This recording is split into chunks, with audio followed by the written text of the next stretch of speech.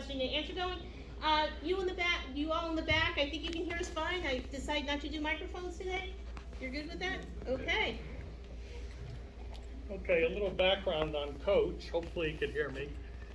3 stints as a Patriots assistant coach. He started in 1982, retired in 2020. I got that right? I did, yeah. That's 34 years total he spent with the Patriots. So,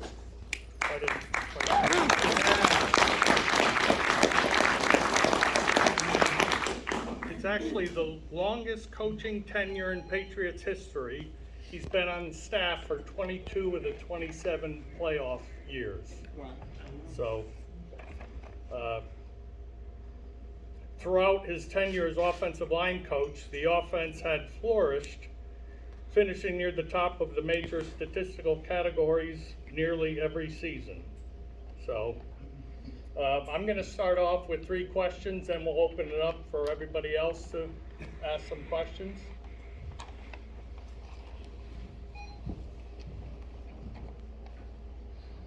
Okay, Coach, you ready? I am. Are you? What is your favorite coaching memory? Oh man, there's so many of them. You know, I coached football for 48 years. We had been to a couple of Super Bowls here, 85 and 96.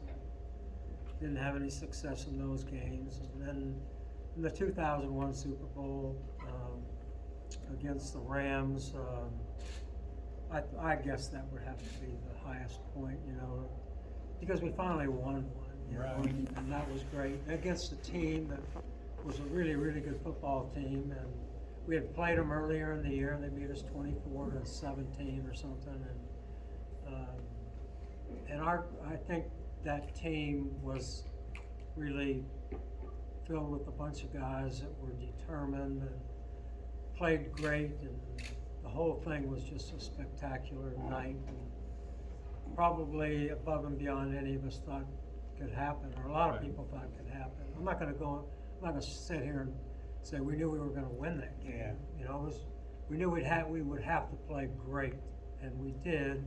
Our defense played fantastic, and Tom did what Tom does and won it at the end, and with, you know, a lot of help from a lot of people, but that was a great thrill. Right, okay. What about your worst coach's memory? Do you have a moment like that? Oh, I have plenty of them. If you are in this game a long time, I really believe this. Everything you do counts for something, the good and the bad. And yeah, we've had our bad moments, no doubt. And what you try to do with those moments is you learn from them. And all those good moments, like we just talked about, you don't forget them, you remember them, and they when they come into your mind, whether you're smiling facially or you're smiling inside, you feel it. So, you know, I think one of the biggest disappointments was losing to the Giants in the Super Bowl when we were 18-0. I thought that might be. Yeah, that was easily it. And especially on a personal note, because we didn't play very good up front that game. And I was, you know, that's one that I'll always look back at to say, boy, I wish it could have been different. But I let it go a long time. Were there any mentors or key influences that you had when you started out in coaching that you looked up to? There's been plenty of mentors, and I think this. The one guy that I coached with, this guy Tom Harper, when I was at Iowa State. I was a young coach. I had coached for 3 years. He was a neighbor, and he was our defensive coordinator. And before practice one day, we used to sit on a bench, and he was over, had his practice schedule out, and he was writing a bunch of stuff on the practice schedule. I said, "What are you doing?" And he says, "I'm planning my practice. And I'm planning the drills I'm going to have at practice." And he said something to me at that time that I never forgot and became a huge part of the way I coach, and that is he said this: if you're not seeing your drills on your game tapes, then you're doing the wrong drills. And I really embraced that. I thought about it, and I really embraced it. And I did that, and I constantly told the players every year when we would start the season out, usually in, after the draft in OTAs, fellas, if you don't see our drills on the game tapes, we're doing the wrong drills. And that's what we did. Nice. Over and over and over again until it became habits. There's two types of habits. There's good habits and there's bad habits, okay? And if your habits are good ones, how can that be bad? And if you train the players to play with good habits, you usually have a chance to be successful. It doesn't guarantee anything, but it does give you a chance to be successful. Nice. Good. If you didn't enter football as a coach, do you see yourself, or would you have seen yourself in another profession? Which profession would you have entered if it wasn't football coaching? I'll say carpenter, because it's a passion of mine. I'm not any good at it. But if you look, I still have 10, okay? So I try to be careful with it. But I would say this to you, Kurt. When I was 12 years old, I used to go down to the playground 6 houses from where I lived. We lived in East LA. And it was an elementary school, and we'd go down there and play, after school, we'd play sports forever, okay? And there was this guy that opened the playground for us, and he was a college guy, and he would organize games and stuff like that. And that was my first inclination, because I looked at this guy and said, this guy's got the greatest job in the world. Now, this is Southern California, where the weather's usually good. He would organize games, and he was probably getting $1 an hour to do this. And I said, this guy's got a great job. And then when I went to high school, and my high school coaches had as big an influence on me as anybody outside my home. And I knew after 3 years of high school that this is what I wanted to do. And I did it for 48 years, and I'm incredibly blessed to be able to do. Look, when you can wake up, or at the end, look back and say, if your dream was to coach football like mine was, and do it for 48 years. Now, I've had plenty of bad days, but I never hated what I did. I loved what I did every day, and I'm grateful for the experience, because I lived my dream. I lived it. Nice. Very nice.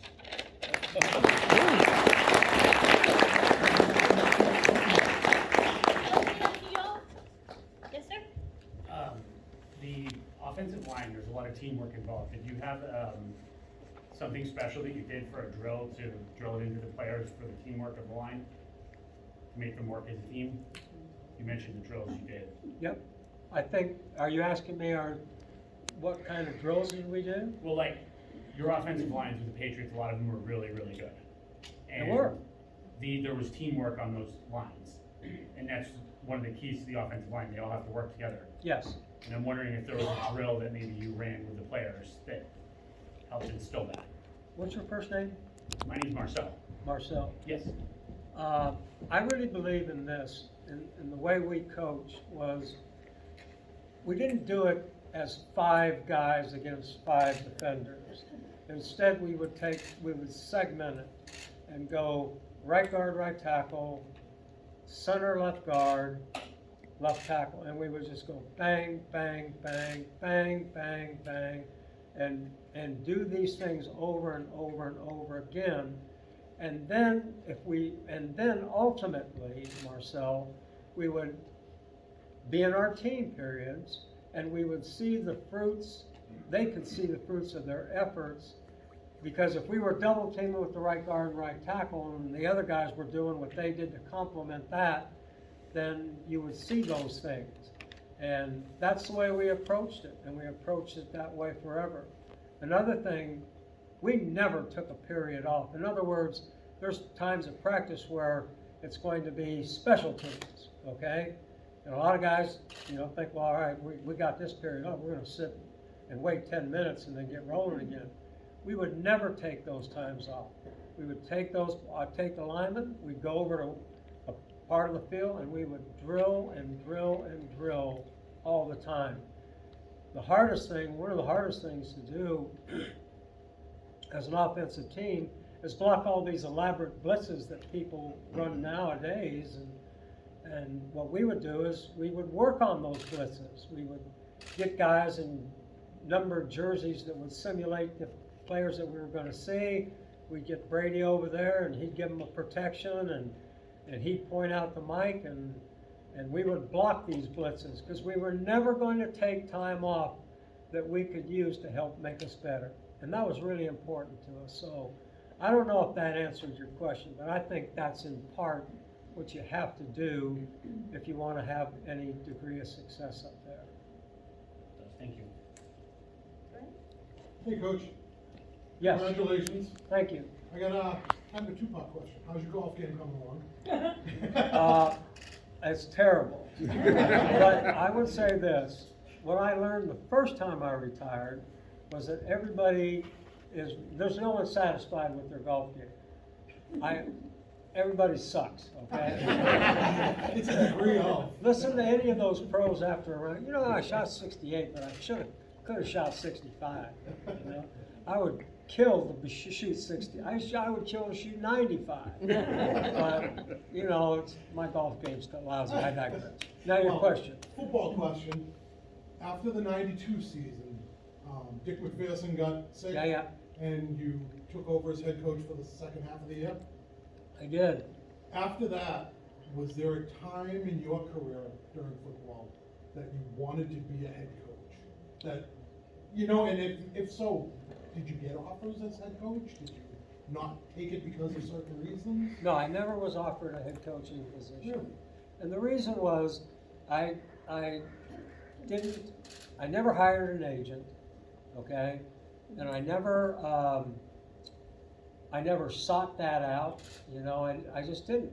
And I think a lot of it had to do that I was really happy doing what I was doing. And I wanted to do it as good as I could do it. And I didn't want to be distracted by something like that. If it would happen, it would happen. And I have no regrets about it. Like I said, I live the dream. So. Thank you for your time. Good, sir, in the back? Yeah, hi, Coach. My name is Bill, and I've been a season ticket holder for 52 years. Thank you. And so, thank you. That's what I wanted to say first, is thank you, because I don't know if the guys on your side of the ball really understand the difference that you can make in the lives of families and people who come and watch this team. And it's just awesome, and especially when it's someone like you who stayed for all this time, and someone who sat on those awful aluminum benches and sat through the really bad seasons. I know why I did it. What I'm wondering is, why did you? I mean, what kept you here? Because you had to get offers. Whether you had an agent or not, you were good and you had to get offers. What kept you here? Was it the area? Was it the team? Obviously, there were coaching changes and things. Why did you stay in New England for so long? I coached here for 7 years, and when I came here from SMU. I was the offensive line coach at SMU. And when Ron Meyer brought 6 of us up here, he told me, he says, I'm going to make you the special teams and tight ends coach, okay? And I really didn't want to do that. But my wife of almost 50 years, next June, she said, we really need to go to New England. This is professional football, and you may not be the line coach now, but maybe in time you will be. And so I did. So we did. We came up here, and I coached special teams. And I quickly found that I loved coaching special teams because I just didn't have those 12 guys, offensive linemen in my room, I had to work and deal with the entire team, offense, defense, almost every position, including quarterbacks, and sometimes they were holders on field goal. So I loved it, okay? And then I got a call from a guy after my 8th year here, and he offered me a job to coach the offensive line with the Colts, okay? So I did. I went there, and it didn't go well for me. I'll leave it at that. And I was fired, okay? And Coach McPherson was got this job, and Bev Scollins, that man right there, that's his mom, she was Mac's secretary. And every day, she would take my phone message and put it right on his desk in front of him so that he would call me back. It took a while, but he called me back. And he offered me a job to come back and coach special teams. So this isn't that long a story. So one night he took us all into Boston to see the Celtics play. And we watched the Celtics play, and we came out of the stadium, and it was like Boston, you know. It was after a game, it was exuberant, the crowd was great, the people were great. It was dead of winter, it was cold as hell, and I said, I'm never leaving here. I'm never leaving. And it was because I chased that job, and we were all happy here, and I said, I'm not going to move my family unless they fire me and I don't have a job here. And that's what I did. And I can't explain why when Coach Mack was fired and Coach Parcells came in, I didn't know Coach Parcells, but he offered me a job. And, I knew Pete Carroll because I coached with him, but I didn't know he was going to keep me. And, the same thing's true for Bill. I'd worked with Bill 1 year, and he kept me. So I don't know what the reasons for all that were, but that's how it happened. And when Coach Parcells got the job with the Jets, he offered me a job, and I said, Coach, I moved my family one time, and I'm never going to move them again unless I have to. And that's how I felt about it. And so my wife and I are both from Southern California, but this is home. This is home, and we're happy to be here. Question? Okay, Mama. Hi, Coach, how are you? Hi. Hi. With the atmosphere the way it is this year, if you were in that locker room, what would you tell your boys to get them through this? I would tell them the same thing that I told them for all those other years, what's different? There's hard times all the time, and is this year lost? I don't think so. And if they can play the way they all want to play and play the way Bill wants them to play, who's to say? I'm going to ask you all a question, okay? 4 weeks ago, would you have taken Zach Wilson from the Jets, or would you have taken Mac Jones from the Patriots? Mm-hmm.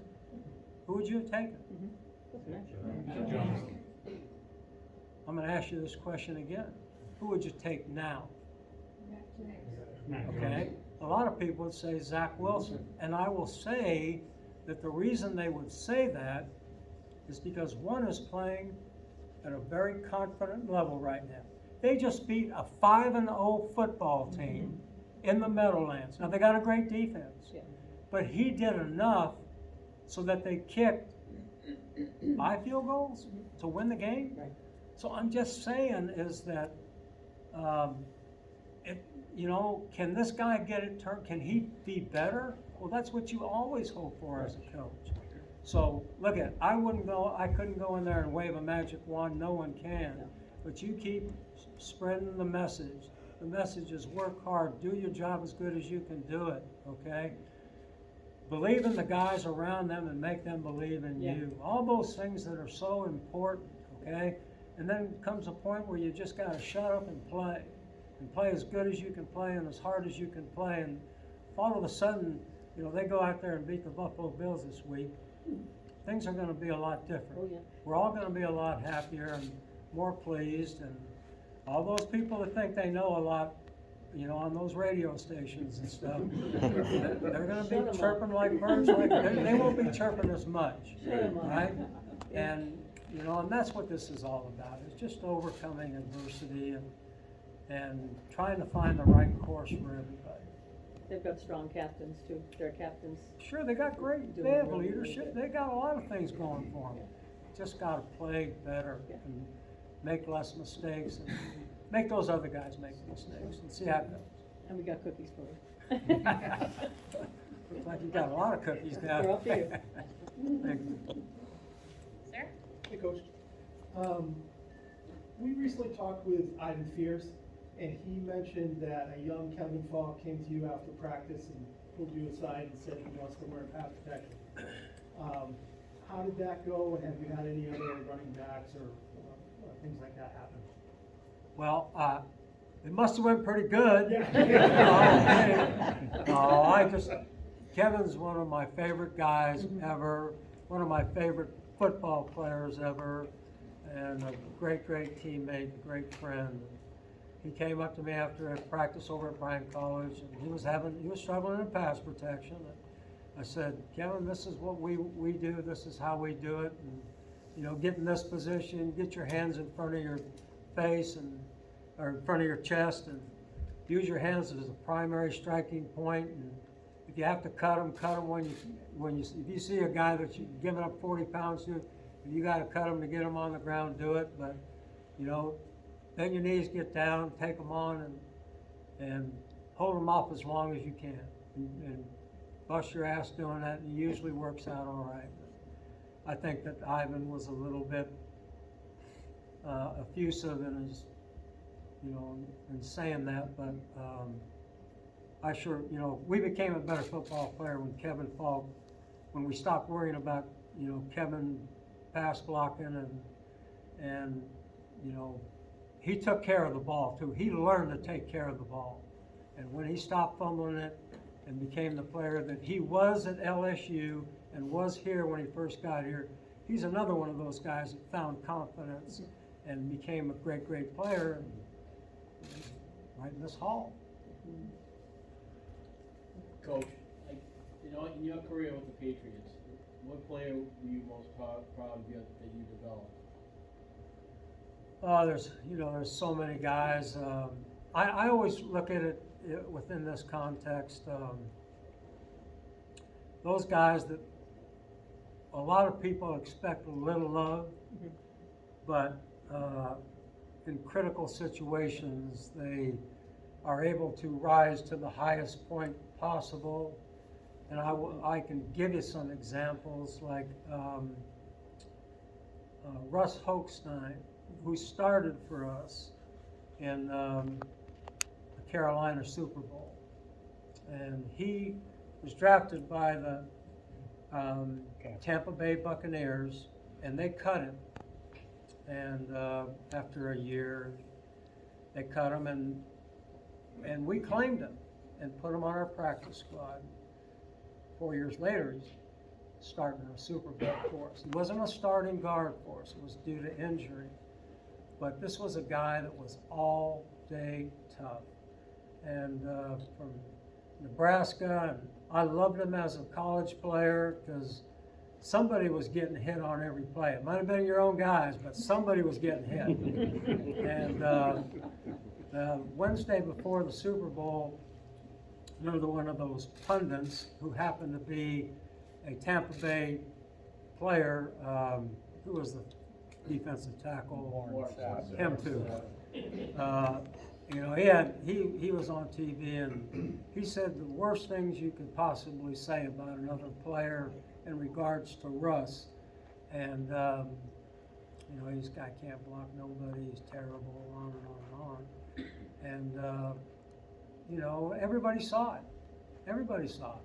All our players saw it, and the world saw it. And they went out there and didn't give up any sacks, played really good, and we won the Super Bowl.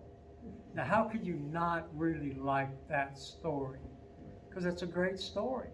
And there's a number of guys like that.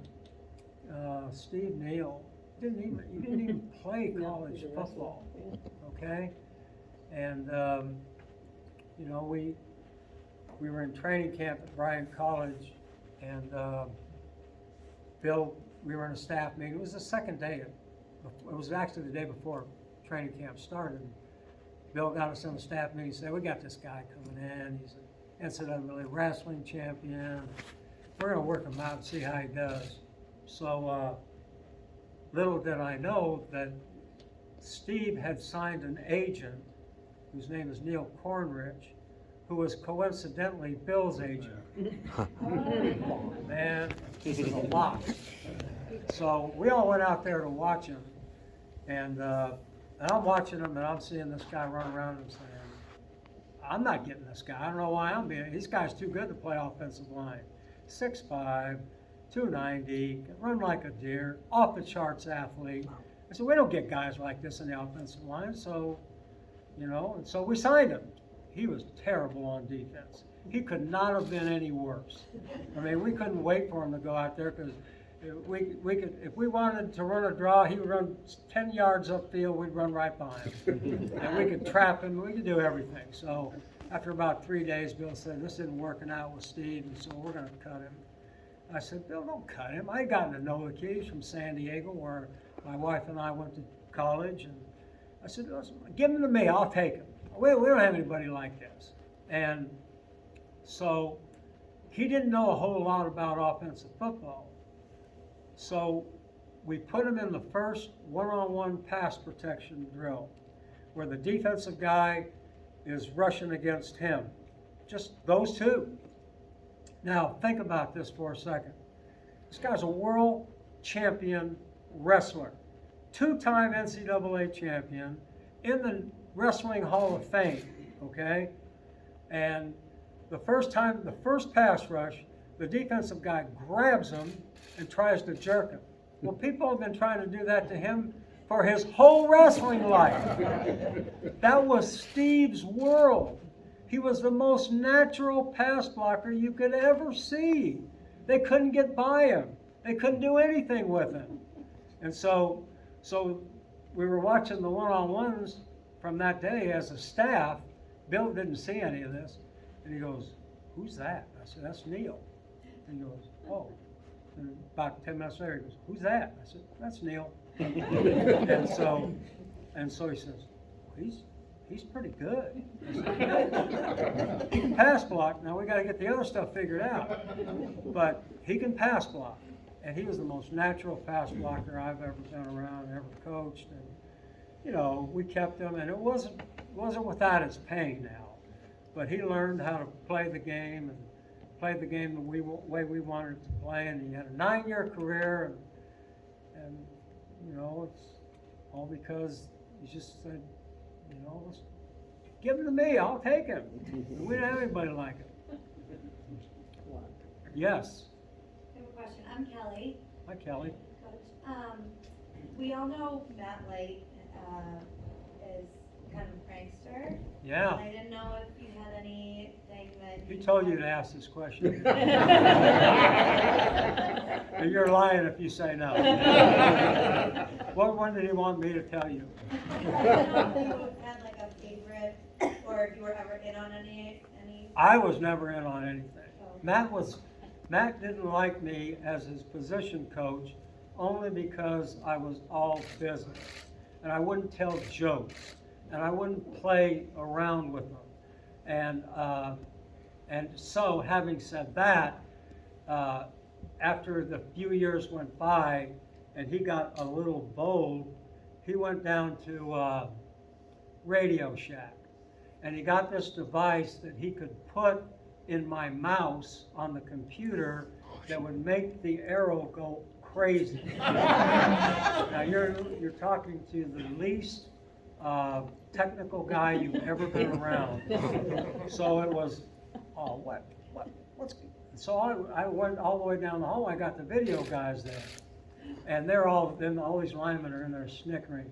But that's the only one he ever got me on. Now, he got Brady on one that was pretty good, because what he did was, he snuck Brady's keys out of his locker and had his car filled with those styrofoam peanuts, the entire car, okay?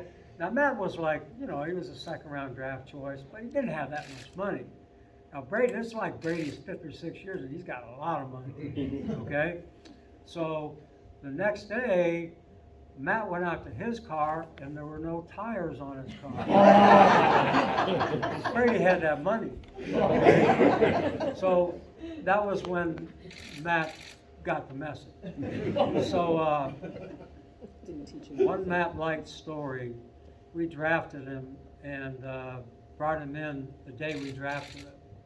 And Bill said, you know, hey, take him in and visit with them and start talking to him about football. So I took him in a meeting room, it was he and I. I said, hey, Matt, you know, tell me about yourself. The first thing he said, hey, Coach, I got to tell you this right now, right off the bat. I got narcolepsy. Does anybody know what narcolepsy is? You all know what it is? Yeah. Okay, that's where you fall asleep.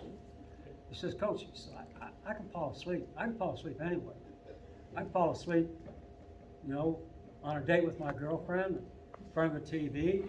He says, you know, I could be driving a car. I could fall asleep, Coach. He said, I could fall asleep in your meetings, and I just want to tell you that. He said, Matt, you'd be a lot better off falling asleep in your car than you would in my meeting. So I made him sit right in front of me, right where I could reach him.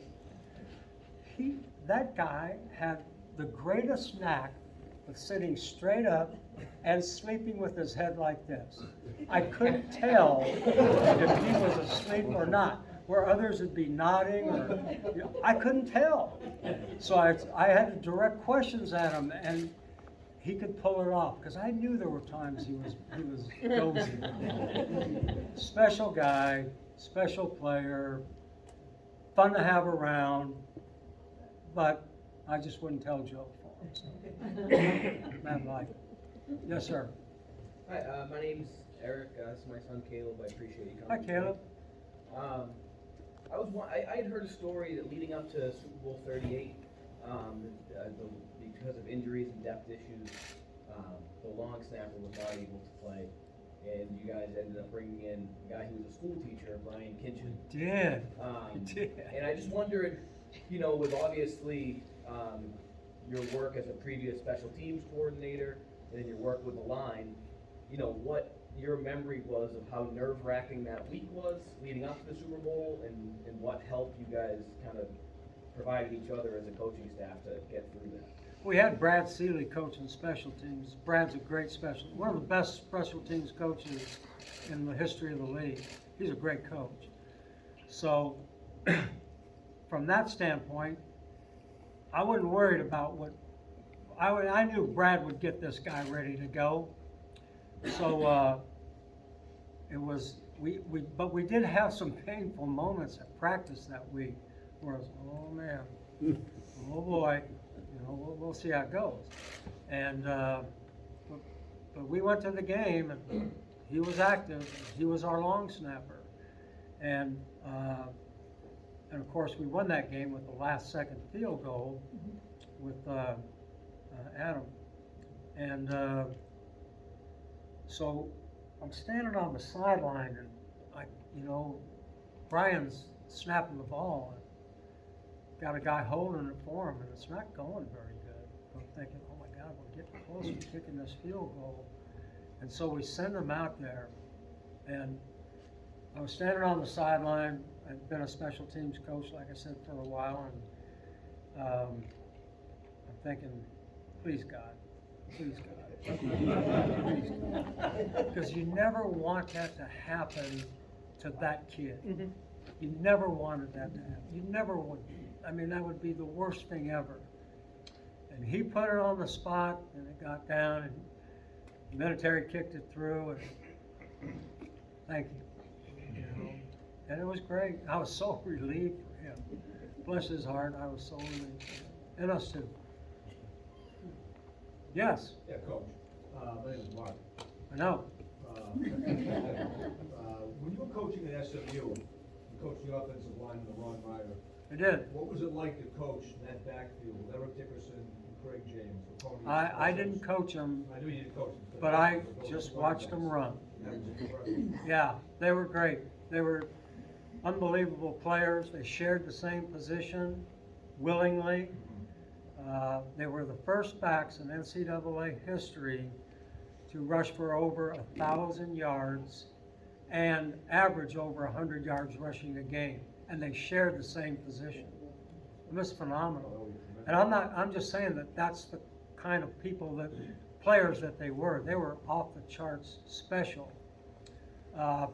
Sidebar to that is, at that time in the NCAA, you could wear what was called a tearaway jersey. It wasn't like the jersey Caleb's wearing right there, where when you grabbed a jersey, a tearaway jersey, it was a T-shirt with no seams, and it was a shell. You could just tore.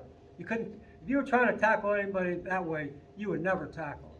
But they'd have to come off, and we'd put a new they'd go through 15, 20 tearaway jerseys every game. So that helped them quite a bit. But they were as special as it comes, and those were the kind of guys where we'd get in the game. If it was 3rd and 14, we'd run a draw, run play, and we'd still get it. That's how they were. They were special players. Thank you. Yep. Yes. Congratulations, Coach. Thank you. In selecting or looking for offensive linemen, what do you feel are the most critical characteristics and abilities would you be looking for? I think that's a great question, and I look for 3 traits, okay? They have to be smart enough, all right?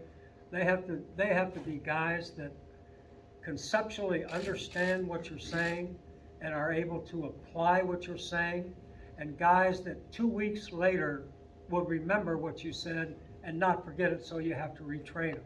Those guys that you have to retrain are what we call error repeaters. They don't last very long, okay? It's hard for them. If you can imagine getting up to the line of scrimmage and with a guy like Tom, and it's going to be either a run or a pass, but all of a sudden it could be something else. If you're not mentally flexible to handle that, you're not going to play in this league very long. So they have to be smart enough. Now, I'm not talking about guys that can build rockets, because intelligent, and also guys that, he scored 40 on the Wonderlic, okay? That's a test that's given to all the guys prior to the draft. And 40 is a very, very high score. But they have to be guys that are mentally flexible and can understand and apply all the things that you're teaching them. So intelligence is important, okay? The second thing is toughness, non-negotiable, okay? If they're not tough, they can't play.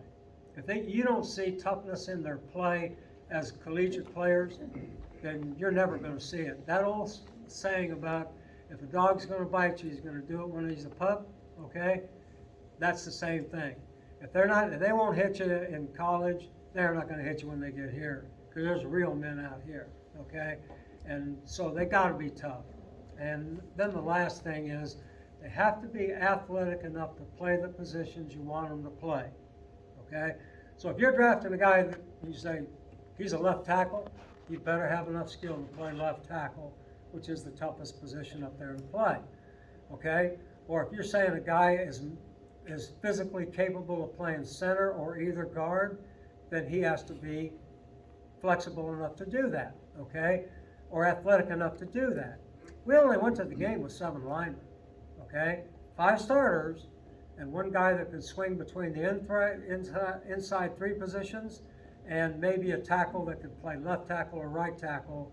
But if you lost your left tackle, then you better have a guy that's able to go over to the left side to do it. So, those are the traits that we coveted. Those are the guys that those are the things we had to make sure they had when we brought them here. And for the most part, we did pretty good with the guys that followed those, that we took with those traits. Yes. Oh, Next, you're next. sorry. My name's Keith. And I can say honestly, thank you and congratulations on everything, because I'm not sure if everyone's aware, you were also honored in Canton early this year by the NFL. So, thank you.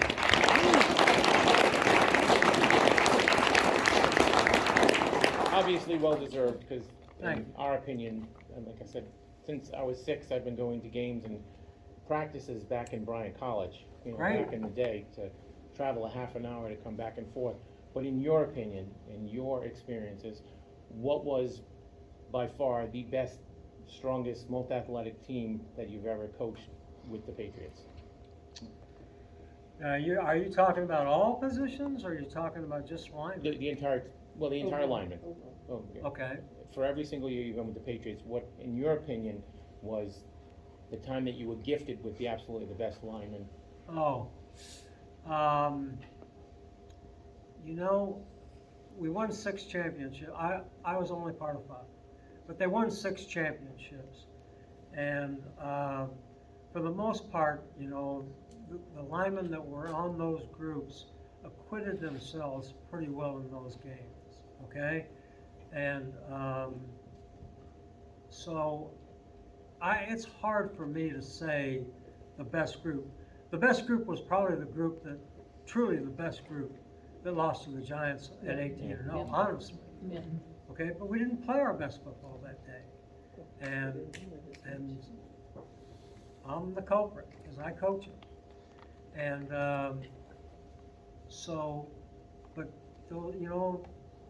having said that, if you're a champion, a world champion, and you play pretty good and play through the season pretty good, get the most out of everything you got, take any of those guys, take any of them.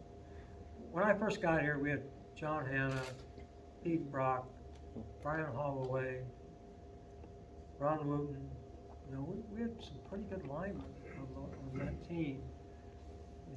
One of them's in the Hall of Fame, the real Hall of Fame, and this one also. And Pete Brock was a great player. They all come, and who's playing the best? I'll take any of those guys. So, thank you for your question. Oh, thank you. You had a question up there. Hi, my name's Beth. Now that you're actually retired, are you able to watch football just for fun, or are you sitting in your living room coaching from your couch? I don't watch football that much.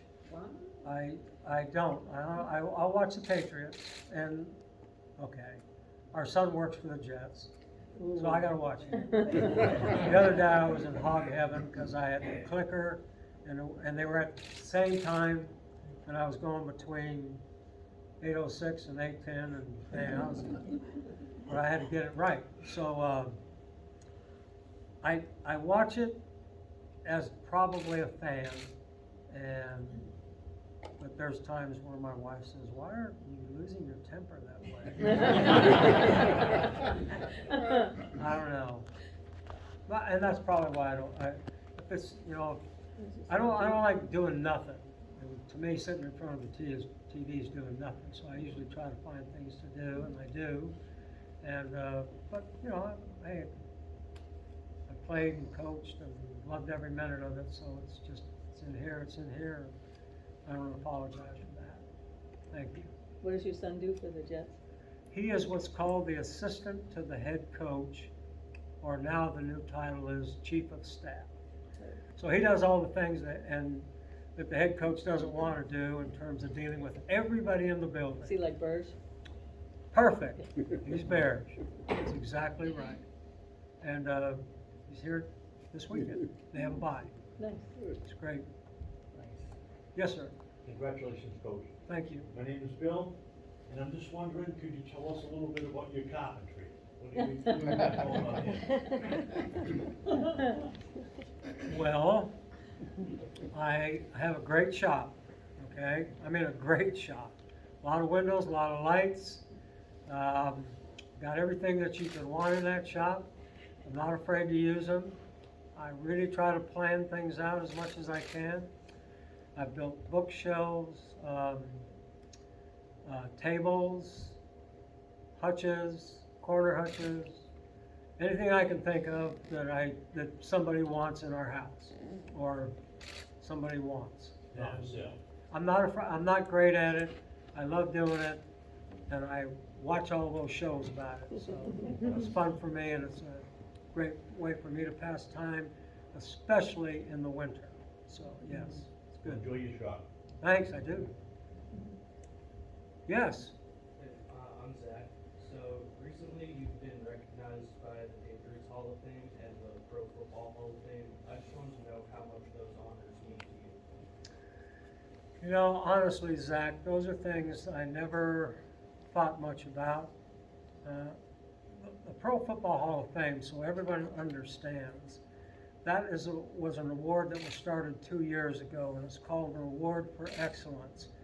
And it's the Pro Football Hall of Fame's way of recognizing people that have made a contribution to the game, and that's the wording of the award. I didn't get a gold jacket. I didn't get a bust with my head. But they do have our names up there on a plaque, and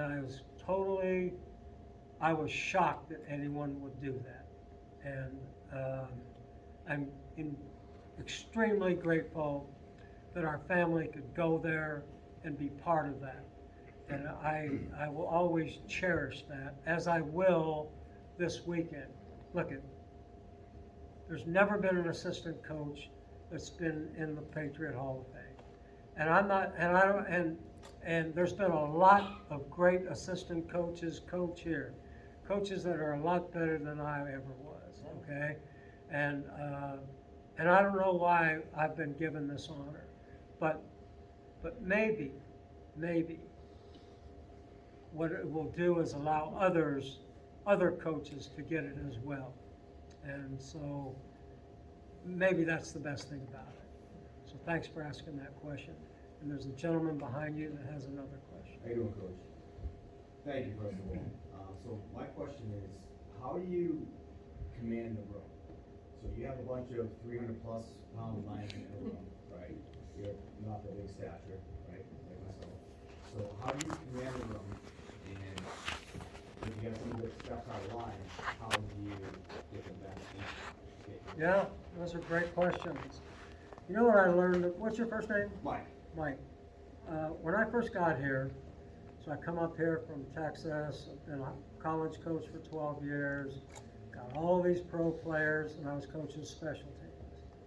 And what I quickly learned about professional players is, if you could convince them that what you were teaching and how you were teaching it and how you were developing them would make them better, they were like puppy dogs.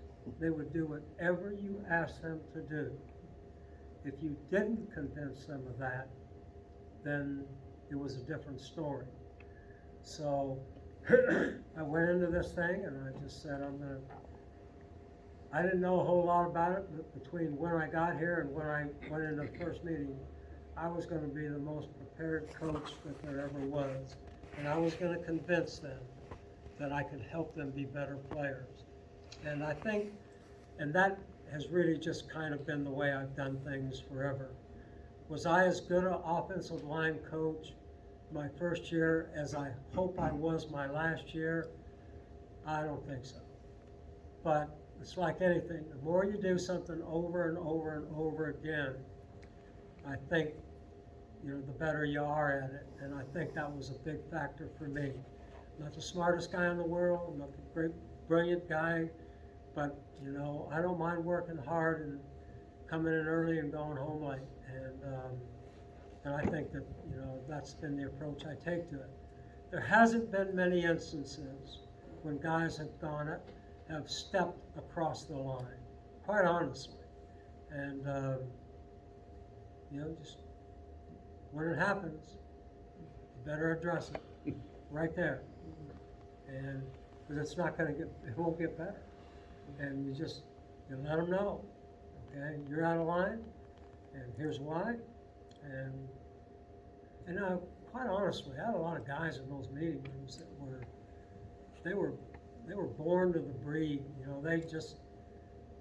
they had heard it so many times, and they knew, and a lot of times they would do the policing. They would say, hey, look, he might have said this to you at practice, but don't take it personally. And, it's just his way. And when you have that kind of reinforcement, they get it, and then 3 years later, that guy's saying it to someone else. That's the value in being in one place for so long, and people understanding what you're all about. But I really wasn't doing it to be the king of the room or the king of the field. I was doing it trying to get them to play the way I wanted them to play. And I'm not a very patient guy. I am what I am, and I'm part Mexican and part Italian. Whoa. There's a lot of bias, a lot of edges there. There is. So that's what it is. Go ahead. Thank you, Coach, for coming and spending time with us tonight. Happy to do it. My name is Michelle. First, please thank your wife for convincing you to take that I great know. job up here.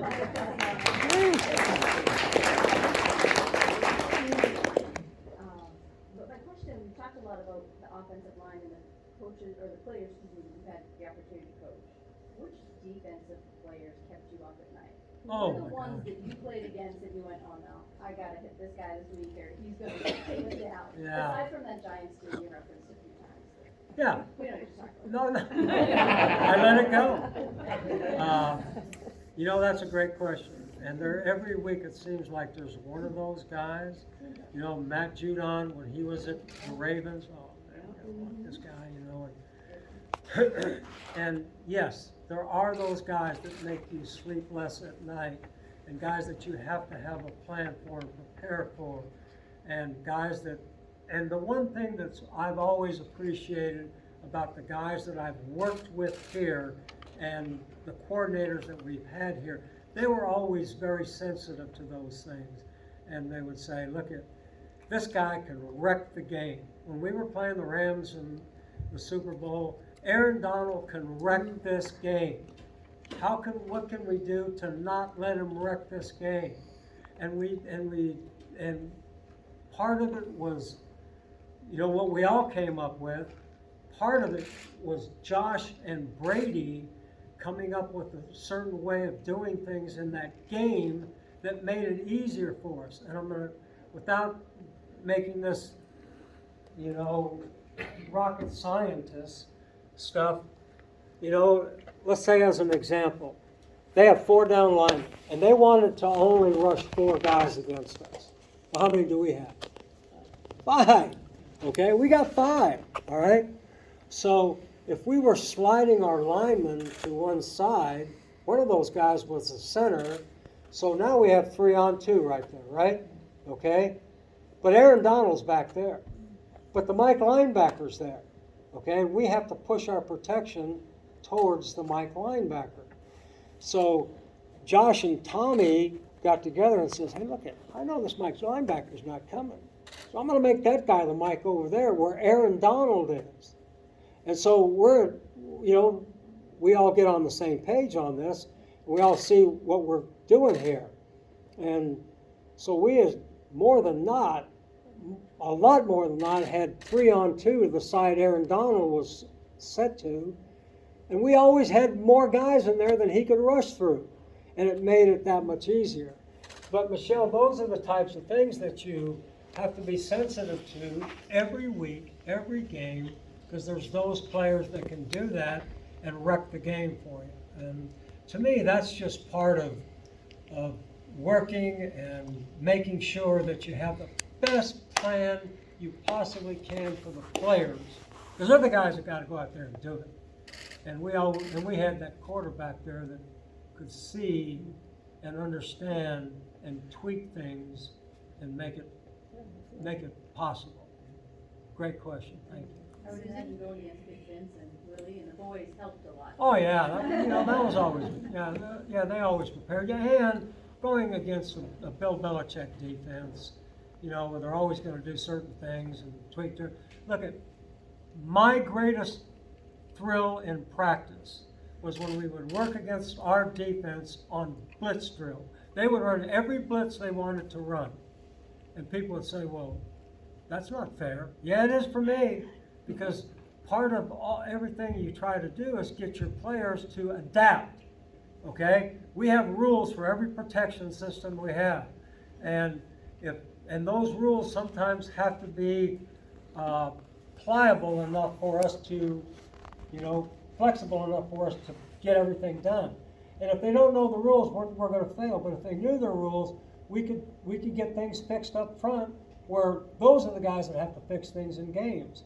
And when you have David Andrews and Dan Copeland and the centers that we had, Dan Connolly, all those guys, they could do that along with Tom. And that's how you become a good team. Susan? Yes. Thank you. My name is Susan. I'm very, very happy that you can be here to listen to you. It's really exciting. So Oh, thank you. I'm going to piggyback on a question that the gentleman had over there about character traits. We were talking about smarts and things like that. But what would be, like, say, maybe the top 3 character traits to be a good team player and individual that you're looking for in a line? I think this, that character, what kind of a person do you have, okay? In other words, if you're going to go out and say, we're going to draft only guys that are team captains at the schools they're at, good luck, okay? Because that's hard to do. Some of them are never team captains, okay? Some of them are, okay? And you would hope that they had enough character to be team captains. Some of them don't. Now, some are just really good players, and well, that guy's going to be our captain. So I think that when you interview guys, when you work them out, go to the combine, you try to get as good a feel as you possibly can for the type of person that you're bringing into this building. They don't have to be Boy Scouts, but we don't want guys that are bad guys. And we try to stay away from those guys as much as possible. Because you can say what you want to say, and we'll change them, we'll make them better, the culture will change them. That's not always true. And so I think that the most important thing is get the kind of people in here that will be all right. Now, they may rise to a higher point, but they're not going to go much lower. And I'm going to give you, this is an old axiom that I really believe. It's called the 595 rule, okay? And it's basically this. 5% of the guys on your team, if you said, brick wall, run through it, that wall's getting hit, okay? 5%, those guys are on top. 5% at the bottom. Brick wall, run through it.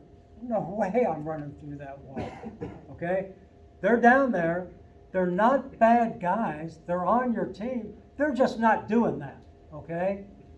And then you have 90% in between. The kind of team that you have will be determined by which of that 5% do those guys gravitate to. Do they gravitate to the guys on top? If they do, who cares about these guys? They have no one that's going to listen to them. Okay? If they gravitate towards the guys at the bottom, you're going to have chaos. And so, you can't identify those guys up top, but they're there. And a lot of them, coincidentally, are going to be your captains and leaders. Evan McCourty. Wow, how could you not love this person? Okay? And all the others that have been here that, been the leaders and set the culture and done all those things. So, the 5 guys, the 5% at the bottom, they're okay. They're fine. Some of those guys are going to play, and they're going to play pretty good for you. You just can't let them carry the flag, because they're not flag carriers, okay? I hope I answered your question. We have time for one more question. Pat? Coach, thank you. I had actually a chance in 2010 to sit in a coach's clinic with you, and it was incredible. But thank you. Question for you is, it seems like you think left tackle is the most important position on the offensive line. obviously all five are important. Sure. Is there a position where if you had a weakness at a certain position, you could hide it? What position do you think that would be? Yeah, you can hide weaknesses, and, you know, it's like